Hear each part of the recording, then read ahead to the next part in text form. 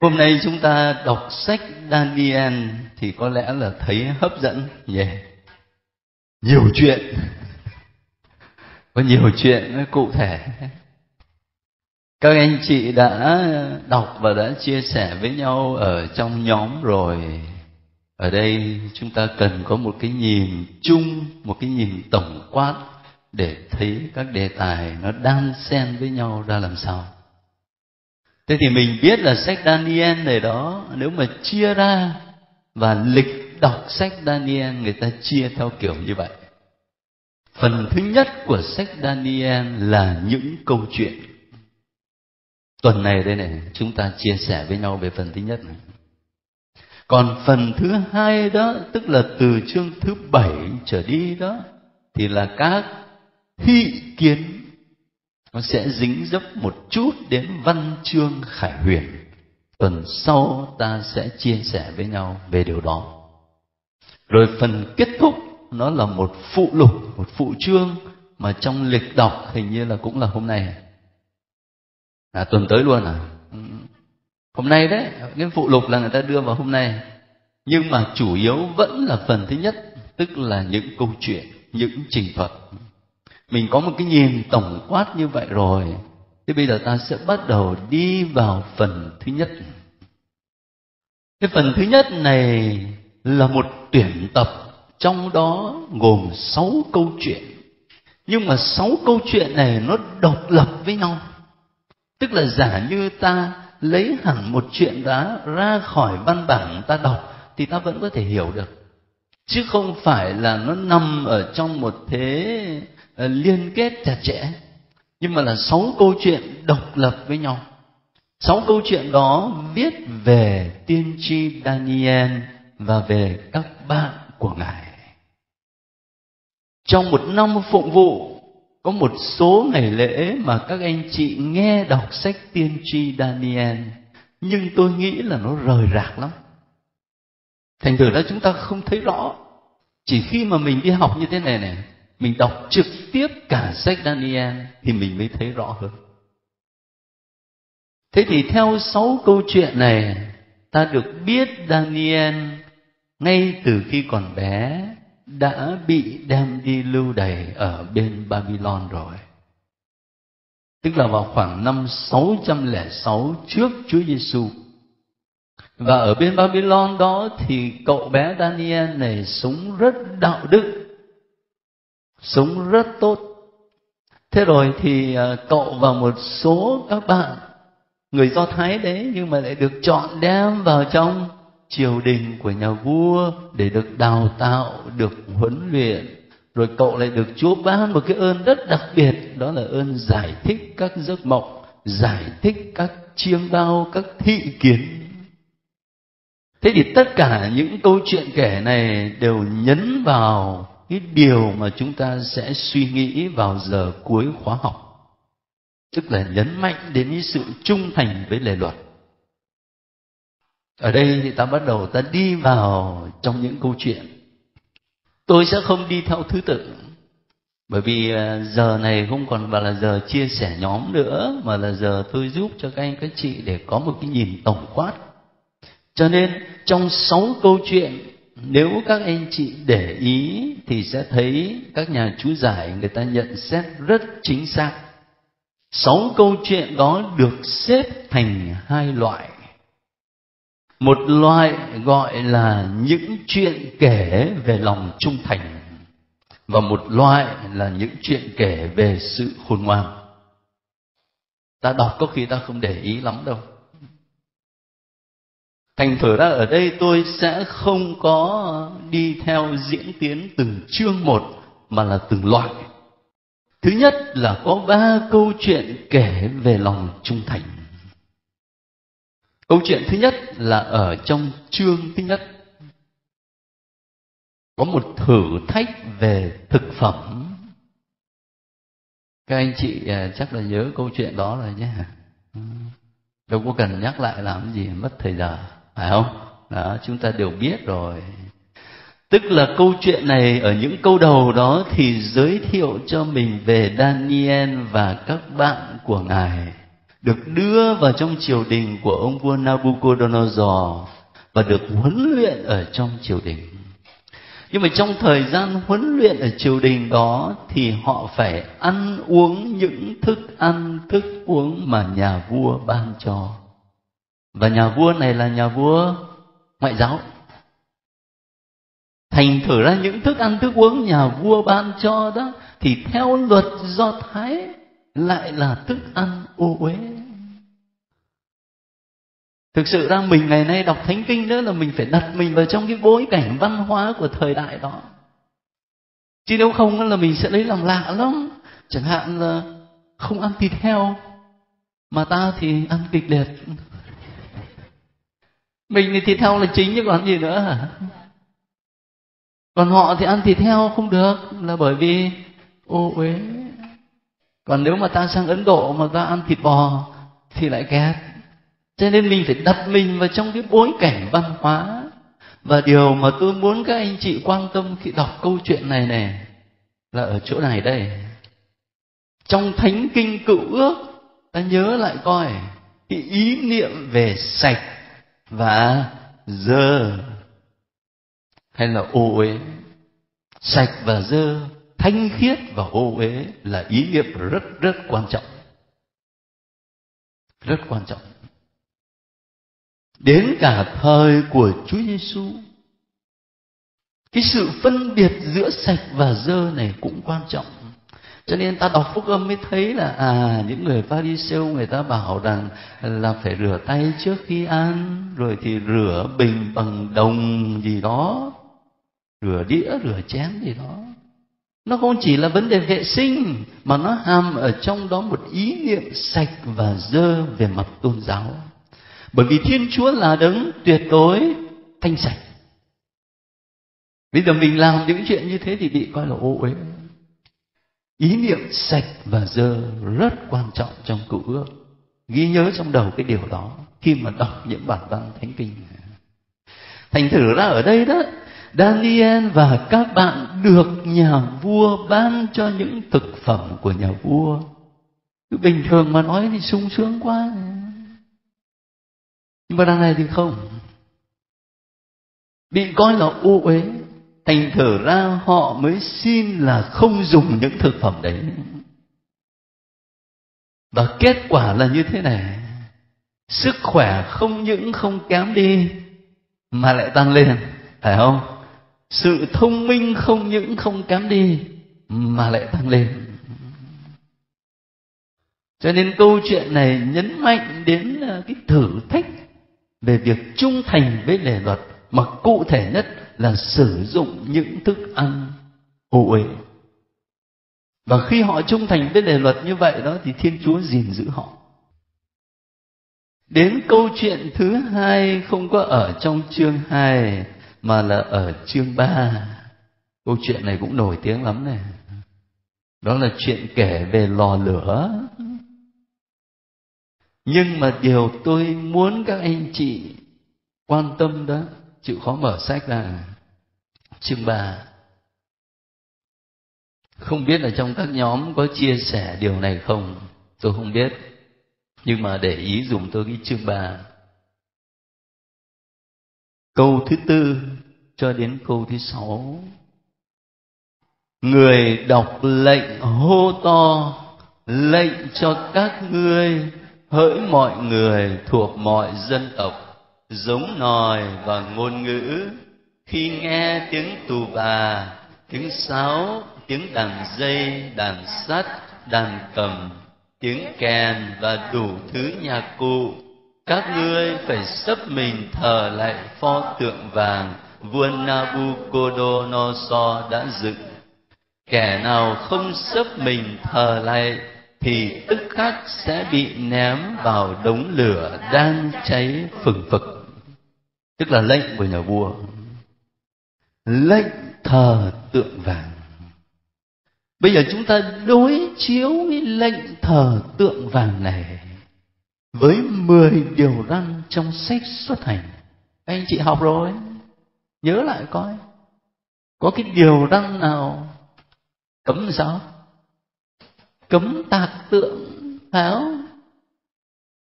cấm tạc tượng. Nếu mà ta mở lại sách Xuất Hành đọc thì sẽ thấy nó rõ hơn. Các ngươi không được tạc bất cứ tượng nào hình thù trên trời, dưới đất, dưới biển. Đấy. Và khi ta đối chiếu như vậy đó thì ta mới hiểu được cái sự đối kháng rất mạnh giữa lệnh của ông vua ở đây và lề luật của Thiên Chúa. Thế thì có thể các anh chị sẽ đặt câu hỏi với tôi, bảo vậy giờ sao tại trong nhà thờ Công giáo của mình sao mà lắm tượng vậy? Đã có những anh chị em đặt như vậy rồi. Tại sao vậy? Đây cũng là câu hỏi mà anh em Tin Lành người ta hay đặt ra để người ta phê phán Công giáo lắm đấy nhá. Đây là người viết hình ảnh Chúa. Có hình ảnh của Chúa Giêsu. Vâng, tôi thấy các anh chị nói thế là các anh chị nắm vấn đề rồi. Đấy. Thiên Chúa là đấng vô hình. Nhưng nơi Đức Giêsu Kitô thì đấng vô hình trở nên hữu hình. Có một khuôn mặt nhân loại. Có một khuôn mặt nhân loại rõ ràng. Chỉ tiếc là lúc bây giờ mình chưa có máy chụp ảnh để mà mình chụp xem là Chúa Giêsu đẹp trai dường nào. Chắc là phải đẹp chứ còn cái gì nữa. Chúa thánh thiện như vậy, mình không có máy ảnh để mà chụp Chúa với lại chụp Đức Mẹ. Hơi tiếc cái đó. Nhưng chỉ biết chắc một điều là Thiên Chúa đã trở nên hữu hình và có một khuôn mặt nhân loại. Và vì thế khi tôi tạc tượng Chúa Giêsu thì tôi được phép. Cũng như là tượng Đức Mẹ và các thánh, tôi được phép. Phải không? Đó. Điểm thứ hai nữa là tôi không coi tượng đó là chính Chúa. Mà như ở trong lời cầu nguyện của linh mục khi mà làm phép ảnh tượng đó, lạy Chúa, Chúa không chê bác việc tạc vẽ tượng ảnh các thánh, để mỗi một lần con mắt thể xác chúng con chiêm ngưỡng ảnh tượng thì con mắt ký ức của chúng con suy niệm về hành vi và đời sống thánh thiện của các đấng mà bắt chước. Con mắt xác thịt tôi chiêm ngắm ảnh tượng, nhưng mà con mắt ký ức tôi suy niệm về đời sống thánh thiện của các đấng để tôi bắt chước.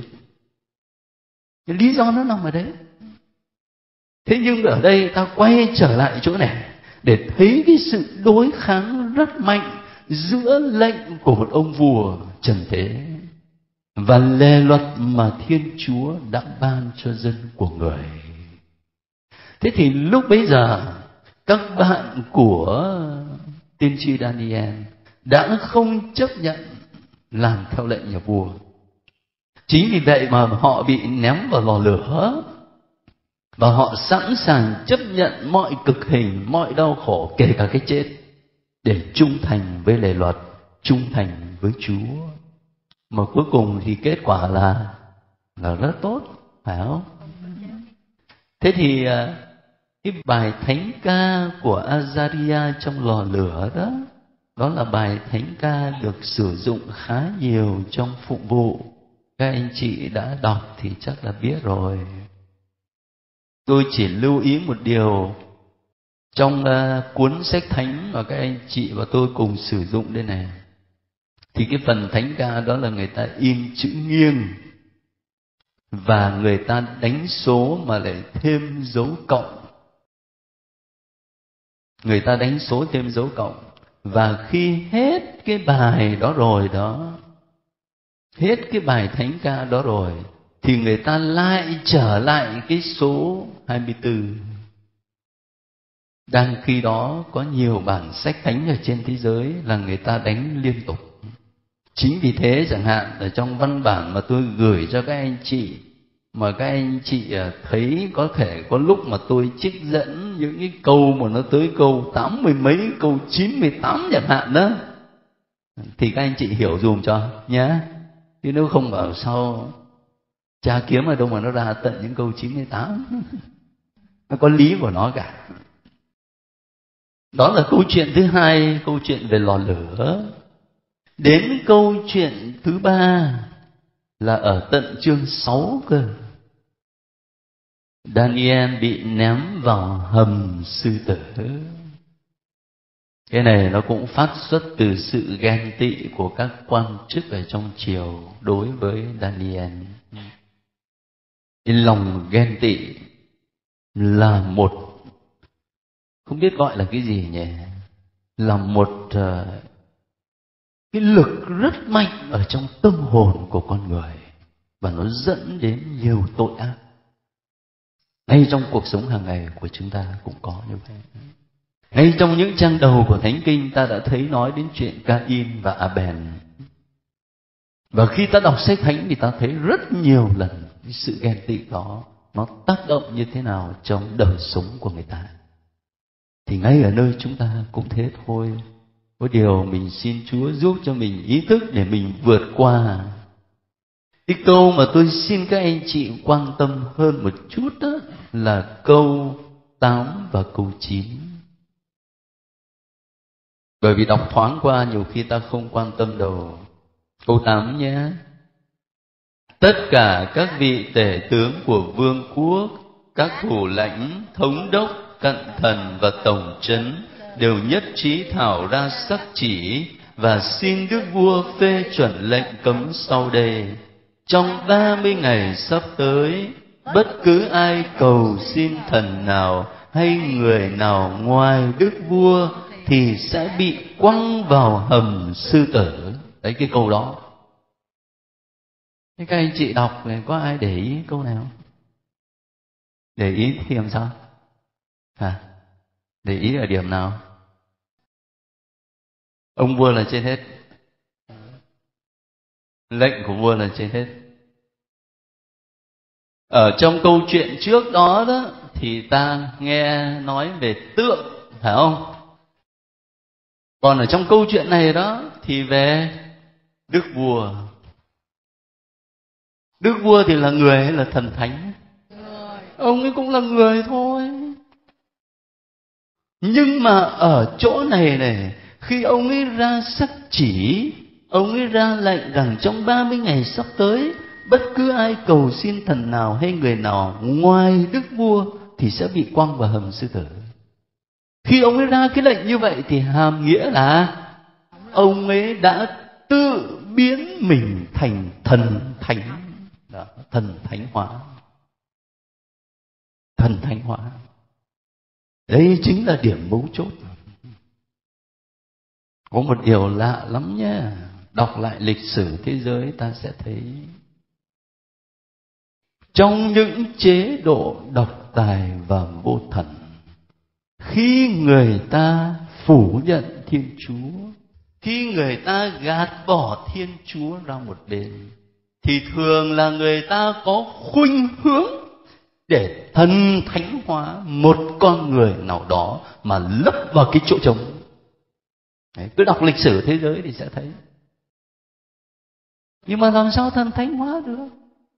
Làm sao có con người nào là Thiên Chúa được? Làm sao có con người nào là tuyệt đối? Nhưng mà phải lấp vào cái chỗ trống đó. Tự lòng con người, tự chiều sâu thâm thẳm của con người, Chúa đã đặt vào đó một khát vọng tuyệt đối. Và khát vọng đó chỉ được lấp đầy bởi Thiên Chúa mà thôi. Lạy Chúa, lòng con còn mãi băn khoăn khắc khoải cho đến khi nào được nghỉ yên trong Chúa. Thánh Augustino đã viết đến cái kinh nghiệm của bản thân Ngài, mà cũng là cái cảm nghiệm của mỗi chúng ta. Thế bây giờ người ta dẹp bỏ tuyệt đối đi, dẹp bỏ Thiên Chúa đi, thì người ta lại phải tìm cách để dựng lên một cái tượng khác. Thần thánh hóa con người. Tôi xin các anh chị lưu ý điều đó, để thấy được rằng không phải ngày hôm nay, mà cách đây hơn 20 thế kỷ rồi đã có chuyện này rồi. Ngày hôm nay ta có thấy thì cũng không phải là chuyện gì mới lạ, nó vẫn xảy ra thôi. Thế thì làm sao mà Daniel chấp nhận chuyện đó được? Cho nên sách Thánh mới kể lại là mỗi ngày 3 lần ông vẫn quỳ gối cầu nguyện và ngợi khen Thiên Chúa, y như là ông đã làm từ trước đến nay. Thế là mấy ông kia điên lên và tìm cách để tố cáo. Daniel bị ném vào hầm sư tử. Nhưng kết quả thế nào thì chúng ta biết rồi. Chúa gìn giữ Daniel bình an, khỏe mạnh, không sao cả. Và những người tố cáo Daniel thì sau đó thì phải chịu hình phạt. Cho nên ở trong phần thứ nhất đó, tôi chia ra làm hai loại. Loại thứ nhất là những câu chuyện kể về sự trung thành với Thế bây giờ ta sang loại thứ hai. Đó là những chuyện kể về sự khôn ngoan của Daniel. Chuyện đầu tiên trong loại này ở chương thứ hai. Daniel giải mộng cho nhà vua. Các anh chị đều biết câu chuyện này rồi. Nhà vua ông ấy có một giấc mộng và ông ấy hỏi các thầy pháp sư để giải thích. Nhưng mà cái ông vua này ông cắt cớ lắm. Có phải không? Ông cắt cớ ở chỗ nào? Ông ấy không cho người ta biết ông ấy chiêm bao, ông ấy mơ mộng làm sao thì người ta giải thích được. Ông ấy mà có gọi chúng ta vào thì mình cũng chết thôi. Giả như ông ấy kể cái giấc mơ của ông ấy thì mình còn đoán ra, mình giải thích kiểu này kiểu khác nghe cho nó vui tai. Đằng này lại không chịu nói. Thành thử ra ở câu 9 câu 10 thì thấy kể là ông ấy phán: nếu các ngươi không cho ta biết được giấc chiêm bao thì tất cả các ngươi sẽ chịu chung một án lệnh. Thế rồi những nhà chiêm tinh mới đáp lại là không có người nào ở trên mặt đất này có thể tỏ bề chuyện của nhà vua. Bởi vì không có vị vua nào dù cao cả quyền uy mấy đi nữa lại đem một chuyện như thế ra mà hỏi nhà phù thủy, pháp sư và nhà chiêm tinh. Ông vua này kỳ cục thật đấy. Nhưng chính ở đó, chính câu chuyện với một bối cảnh như thế mới làm nổi bật lên sự khôn ngoan của Daniel. Chứ còn nếu mà ông ấy kể sẵn ra rồi mà chỉ giải thích á, thì có thể các thầy pháp sư sẽ bảo là giải thích như vậy cũng được, nhưng mà tôi có thể giải thích cách khác. Còn lần này ông ấy không chịu nói cái giấc chiêm bao đó, nhưng Daniel vẫn biết được và giải thích cho ông ta hiểu về nội dung giấc chiêm bao đó. Và nhờ đó mà nhà vua nhìn nhận sự siêu việt của Thiên Chúa mà Daniel tôn thờ. Cho nên cái phần cuối của câu chuyện này đối với chúng ta là quan trọng này. Tức là vẫn ở chương 2 nhưng mà câu 46 đó. Vua tuyên xưng lòng tin đó. Bấy giờ vua Nabucodonosor sấp mình phủ phục trước mặt ông Daniel, rồi truyền dâng lễ phẩm và hương thơm cho ông. Đáp lời ông Daniel, vua nói: Thiên Chúa của ngươi quả là thần các thần, là Chúa tể các vua, và là đấng mặc khải những điều bí ẩn. Nhờ thế ngươi mới có thể tỏ lộ điều bí ẩn này. Tới đó được rồi. Các anh chị có để ý cái chi tiết đó, là nhà vua sấp mình phủ phục trước mặt Daniel, rồi truyền là dâng lễ phẩm này và hương thơm cho ông. Các anh chị có để ý cái chi tiết là sấp mình phủ phục ông? Như vậy nghĩa là làm sao? Nghĩa là ông ấy coi Daniel như là thần thánh vậy. Như là thần thánh vậy.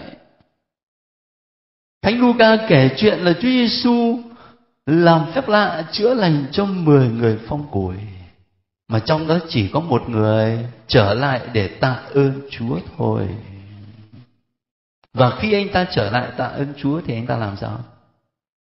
Anh ta sấp mình. Đấy, anh ta sấp mình. Một cử chỉ nó bộc lộ sự tôn thờ phát xuất từ đức tin. Thế cho nên câu chuyện đó không chỉ là về lòng biết ơn, mà câu chuyện đó Luca kể lại nó có một ý nghĩa sâu hơn. 10 người bị bệnh, tất cả đều được khỏi, nhưng chỉ có một người được cứu độ. Đấy, chỉ có một người được cứu độ, tức là cái người mà quay trở lại tạ ơn Thiên Chúa. Cho nên không cứ gì mà chúng ta được phép lạ khỏi bệnh mà mình đã được cứu độ đâu nhé. Ta thì ta hay vin vào cái chuyện phép lạ bên ngoài khỏi bệnh, mà ta quên mất rằng là nếu mình không khám phá ra tình yêu của Chúa để mình đáp lại, chưa hẳn là mình được cứu đâu nhé. Ở đây cũng vậy, tôi muốn các anh chị để ý những chi tiết rất là nhỏ, nhưng mà nhiều khi mình đọc lướt qua cái để biết cốt truyện thôi, thì mình không quan tâm những chi tiết đó.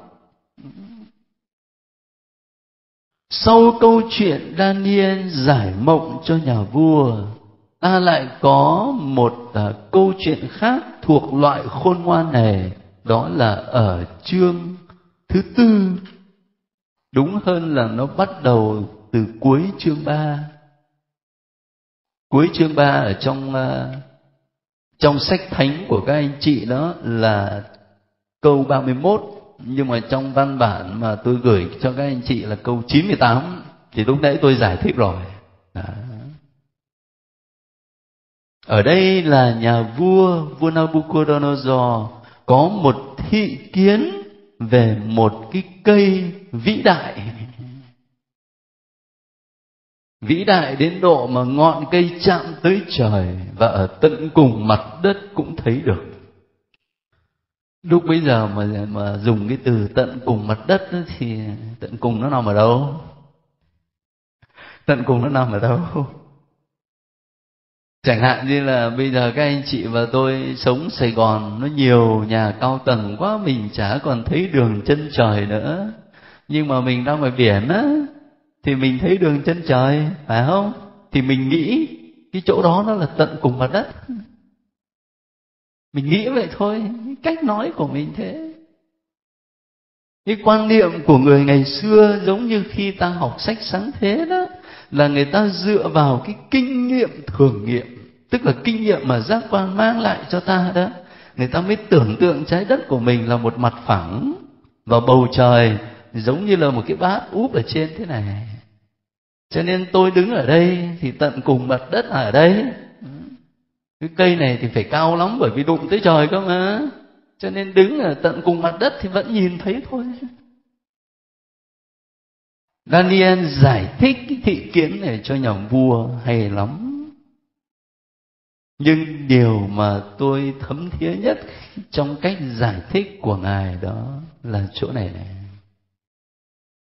Các anh chị nhớ lại coi là cái lời giải thích này riêng đối với nhà vua đó, thì nó vui hay là nó buồn? Khi Daniel giải thích cho nhà vua về thị kiến này, ở phần cuối đó, Ngài có lời khuyên: vương quốc của Ngài sẽ vẫn là của Ngài sau khi Ngài chịu công nhận quyền cai trị của trời. Biết là ông vua này chắc ông cũng có tiên thần thánh gì đó, nhưng mà cái kiểu ông ấy bằng lòng ban ấy sắc chỉ mà muốn thần thánh hóa ông ấy thì chắc là không ổn rồi. Daniel khuyên rất là hay: vương quốc của Ngài sẽ vẫn là của Ngài sau khi Ngài chịu công nhận quyền cai trị của trời. Vì thế tâu đức vua xin vui lòng nghe theo lời thần đề nghị mà đái tội lập công, bằng cách làm việc nghĩa, tỏ lòng từ bi đối với người nghèo. May ra thời thịnh vượng của Ngài sẽ được kéo dài thêm chăng? Nói rất thẳng thắn. Lớp của chúng ta đã học sách các tiên tri hết rồi nhỉ? Thế các anh các chị có còn nhớ là có 2 loại tiên tri không? Có tiên tri thật và tiên tri giả không? Có những tiên tri mà được nhà vua đặt làm tiên tri ở trong đền thờ, trong triều đình, và tinh là nói những chuyện để nhà vua lấy làm vui, thấy không? Còn tiên tri thật đó là tiên tri nói lời của Chúa, cho dù lời đó có làm những người lãnh đạo bực bội khó chịu. Cái câu này chắc phải viết ở giấy xong rồi gửi cho những ông lãnh đạo nào mà ông ấy không quay trời đất ra gì. Câu này hay lắm. Lời khuyên của Daniel. Đọc sách thánh hay ở cái chỗ đó, viết lâu lắm rồi nhưng mà ta luôn luôn thấy nó mang tính hiện sinh, vẫn cần thiết cho đời sống của mình ngày hôm nay, cá nhân, xã hội, cộng đoàn, giáo hội. Những bài học rất là thực tế. Thế rồi một thị kiến cuối cùng, tức là thị kiến thứ ba, thì nằm ở chương 5 sang chương 6 câu 1. Đó là bữa tiệc của ông vua Belshazzar. Ở đây thì tôi chỉ xin các anh chị quan tâm đến cái câu này. Câu thứ hai: khi đã thấm hơi men, vua truyền mang ly mang chén bằng vàng bằng bạc mà vua cha là Nabucodonosor đã lấy ở đền thờ Jerusalem. Vua Belshazzar định dùng những ly chén này để uống rượu cùng với các đại thần, cung phi và cung nữ. Cái tội này chúng ta gọi là tội gì? Tội phạm thánh. Bởi vì những ly chén bằng vàng bằng bạc này không phải người ta bán ở ngoài chợ, mà là người ta lấy từ đền thánh Jerusalem về. Thế mà ông ấy muốn lấy những ly chén đó ra để ông ấy nhậu cho nó đã. Cũng tựa như là bây giờ chén lễ của các linh mục. Thực sự các linh mục chúng tôi thì phần đông thì cũng nghèo thôi, cho nên cái chén lễ của chúng tôi thì cũng đâu phải mắc tiền gì lắm đâu. Chỉ vì lòng kính trọng, lòng tôn kính, cho nên chén thánh đó thì phía bên trong vẫn cố gắng để mạ vàng chẳng hạn, để nó không có bị rỉ sét. Nhưng mà đâu có phải là mắc lắm so với những gia đình giàu có, người ta có thể sử dụng chén vàng, chén bạc này nọ. Nhưng mà dù không mắc tiền đi nữa thì đó là chén thánh. Thánh ở đây có nghĩa là cái chén đó được dành riêng ra để lo việc thờ phượng Chúa. Chứ giờ mình lại hứng lên đi bảo lấy chén đó là nhậu cho nó đã, thì đấy là phạm thánh. Đấy là xúc phạm đến đồ thánh. Khi học thánh kinh thì tôi nhớ tôi đã phân tích cái từ thánh cho các anh chị ít là 2-3 lần rồi, cho nên chúng ta hiểu cái điều đó. Thì tội của cái ông vua này nằm ở chỗ này. Và ngay lập tức xuất hiện cái điều này.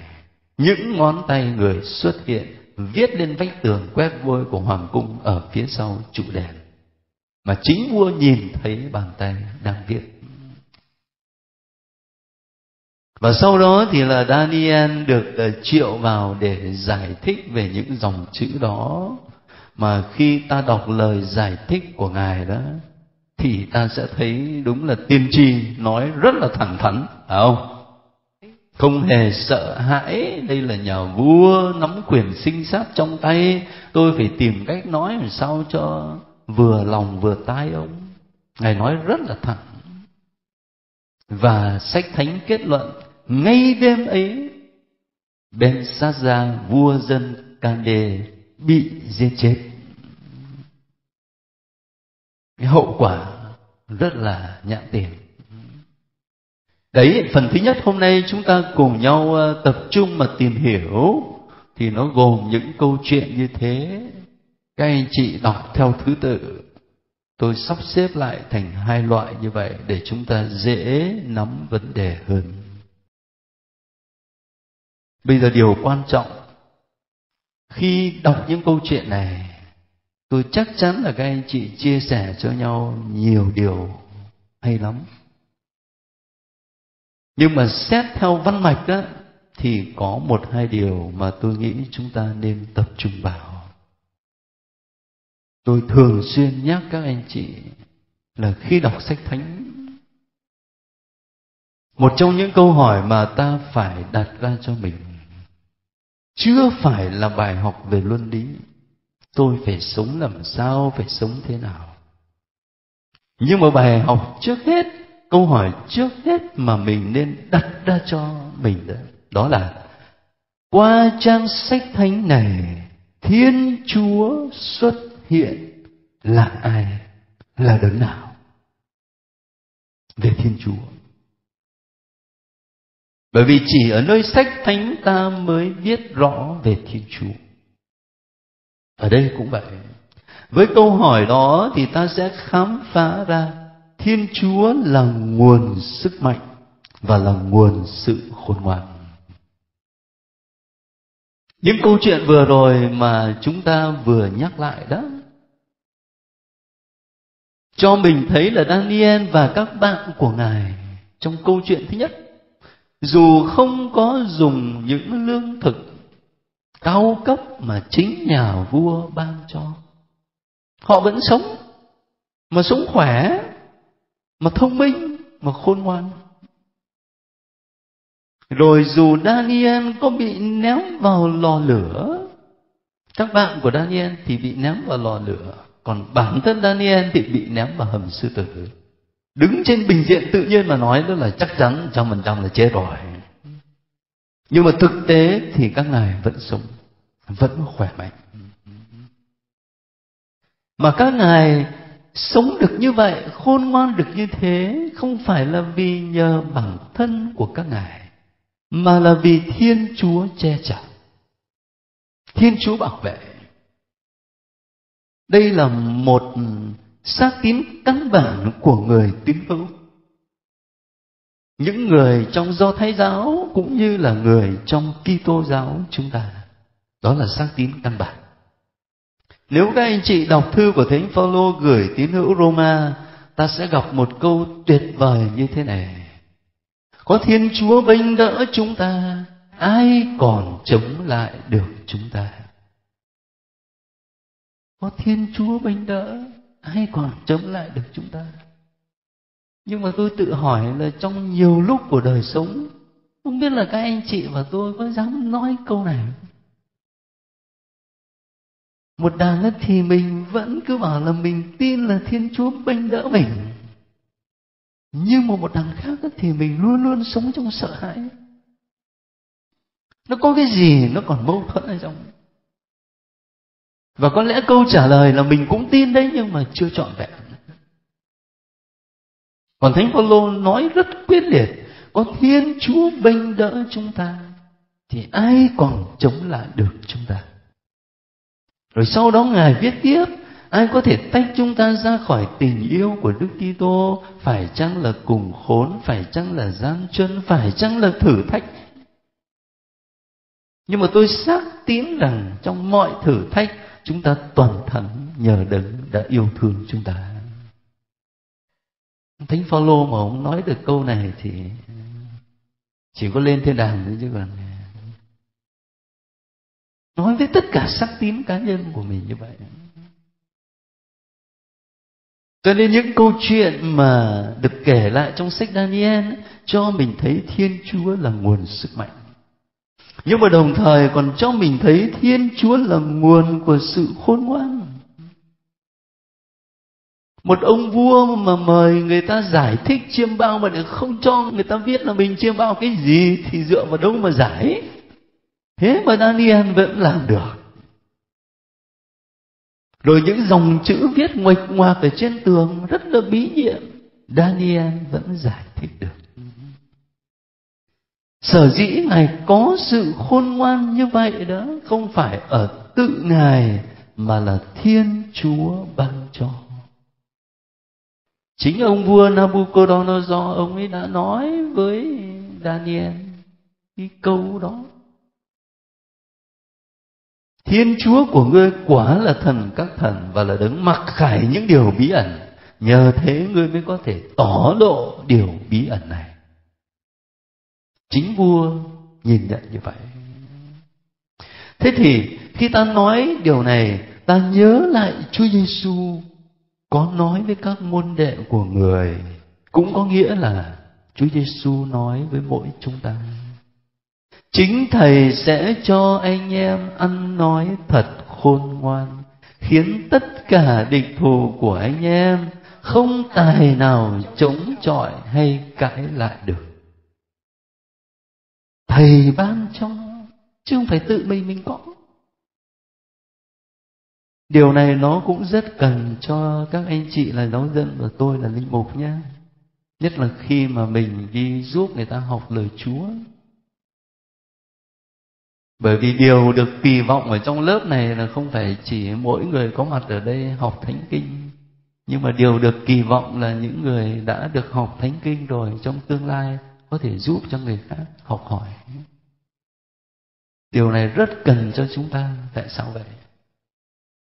Là bởi vì mình sẽ dễ bị cám dỗ là tôi giảng Thánh Kinh, giảng lời Chúa cho người ta, hay không đó là nhờ tôi. Đấy, cái cơn cám dỗ đó lớn lắm. Đối với linh mục cũng như vậy. Nhưng mà rồi Chúa ban cho cái kinh nghiệm nhiều lần thì sẽ thấy có những bài giảng soạn công phu lắm, văn chương lắm, bóng bẩy lắm, nghĩ thầm trong bụng là ta mà giảng bài này là ăn tiền. Giảng xong chả thấy ai ta cảm thấy được đánh động. Còn có những khi đó mà vì công việc bận rộn quá sức, mình đã cố gắng hết sức mà rồi mắt nó cứ sụp xuống, không còn làm cách nào khác được, làm hết sức của mình rồi. Trước khi ra giảng chỉ còn biết thầm thỉ cầu xin Chúa Thánh Thần soi sáng. Đấy thì cái bài giảng hôm đấy người ta đánh động tâm hồn người ta, chứ đâu phải do mình đâu, Chúa tác động đấy chứ. Mà này, cái điều này là kinh nghiệm của nhiều nhà giảng thuyết lừng danh trên thế giới. Tôi đọc sách nhiều tôi thấy như vậy, họ kể lại. Mà bản thân tôi cũng có cái kinh nghiệm đấy. Cho nên các anh chị nhớ cái kinh nghiệm đó. Đừng có tưởng là mình đi giúp người ta học Thánh Kinh á là vì mình giỏi hết, mà là phải nhờ ơn Chúa. Chúa đặt vào môi miệng mình điều để mình nói cho người ta. Điều này ta thấy rất rõ nếu ta đọc tiếp. Chúa là nguồn sức mạnh, Chúa là nguồn sự khôn ngoan, sự hiểu biết. Thế thì ta đón nhận nhờ đâu? Mở sách Daniel ở chương 2 câu 14, ta sẽ thấy Daniel làm gì này. Cho đến câu 17, rồi ông Daniel về nhà kể cho các bạn là Hanania, Misael và Azariah biết sự việc, và bảo họ kêu xin Đức Chúa Trời rủ lòng thương cho biết điều bí nhiệm này, để Daniel và các bạn khỏi bị tiêu diệt cùng với các nhà thông thái của Babylon. Thấy không?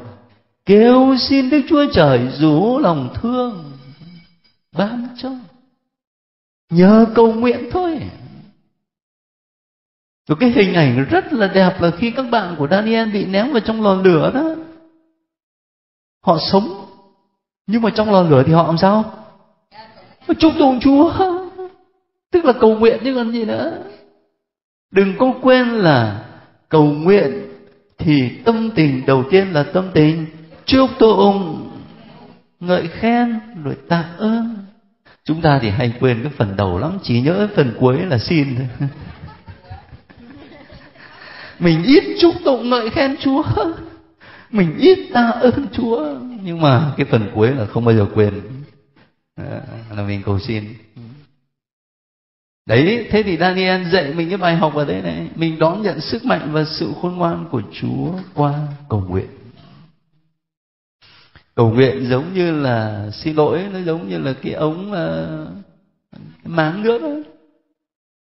Nguồn nước thì có đấy, tâm hồn chúng ta thì ở đây, mà bây giờ lấy gì để nối từ nguồn nước đó vào trong tâm hồn của mình? Có cái máng. Cầu nguyện là mở lòng mình ra và trở thành cái váng nước mà đón nhận ân sủng của Thiên Chúa. Gắn liền với điều mà chúng ta vừa suy niệm, đó là Thiên Chúa là nguồn sức mạnh và sự khôn ngoan, thì sách Daniel dạy chúng ta điểm thứ hai là trung thành với Chúa trong mọi hoàn cảnh. Daniel là một vị tiên tri, mà tại sao sách Daniel mình không có học vào cái thời của Ezekiel, của Jeremiah, của Isaiah mà đến bây giờ mình mới đọc? Đó là ta đi theo cái tiến trình của lịch sử. Tức là Daniel ở trong cái thời đại mà văn hóa ngoại giáo, văn hóa Hy Lạp nó đang thống trị. Sách được viết ra trong bối cảnh đó. Thế thì trong áp lực nặng nề của văn hóa ngoại giáo đó, những cái câu chuyện ở trong sách Daniel để được viết ra là để khuyến khích người tín hữu, dù bị áp lực nặng đến đâu, phải cố gắng trung thành với Chúa. Mà trung thành với Chúa một cách cụ thể đó là trung thành với lề luật của Chúa. Tôi muốn nhấn mạnh cái từ trung thành với lề luật. Lý do làm sao vậy? Là bởi vì giờ ai trong chúng ta cũng nói trung thành với Chúa cả. Nhưng mà trung thành thế nào? Đấy, mình cứ nói mơ hồ vậy thôi. Bây giờ ai trong chúng ta cũng nói là yêu mến Chúa cả. Nhưng mà yêu mến thế nào? Chúa Giêsu nói là ai yêu mến Thầy thì hãy giữ lời Thầy. Đấy, giữ lời của Thầy. Chứ mình cứ nói trừu tượng là yêu mến Chúa thì mà giữ lời của Thầy. Thời của Daniel thì cũng tương tự như vậy. Nhưng mà thay vì cái câu là giữ lời của Thầy đó thì là trung thành với lề luật. Và nhờ sự trung thành với lề luật đó mà ông có được sức mạnh, có được sự khôn ngoan, làm chứng cho Chúa. Thế thì chúng ta cũng nhớ lại câu của Chúa Giêsu đó, ai yêu mến Thầy thì giữ lời Thầy, để mà tự nhắc nhở cho mình, để mà cầu nguyện cho nhau. Mình cũng mới chỉ nói yêu mến một cách trừu tượng, nhưng mà được cụ thể hóa qua việc lắng nghe và việc tuân giữ lời của Chúa. Một vài điểm rất quan trọng trong sách Daniel tôi muốn chia sẻ với các anh chị hôm nay. Rồi đến tuần sau đó thì tôi sẽ trình bày cho các anh chị về những thị kiến, tức là phần thứ hai trong sách Daniel. Thôi chúng ta ngưng ở đây nhé. Thánh Lễ TV trân trọng cảm ơn quý vị đã quan tâm theo dõi và đăng ký kênh. Kính chúc quý vị luôn được mạnh khỏe, bình an trong Chúa và Mẹ. Xin chào và hẹn gặp lại quý vị trong các video tiếp theo.